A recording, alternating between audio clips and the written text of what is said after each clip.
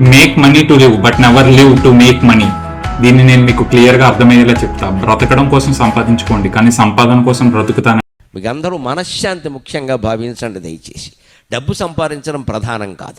దీన్ని నేను మీకు నా రియల్ టైమ్ ఎక్స్పీరియన్స్ కి కనెక్ట్ చేసి చెప్తా. మా జిమ్ పార్కింగ్ వాచ్మెన్ ఎప్పుడు ఫుల్ జోష్లో 24/7 మంచిగా మ్యూజిక్ వింటూ హ్యాపీగా బిందాస్గా ఉంటాడు. నేను ఒక రోజు వెళ్ళాడుగా, బాబాయ్ నీకు ఫైనాన్షియల్గా ఓకేనా అని.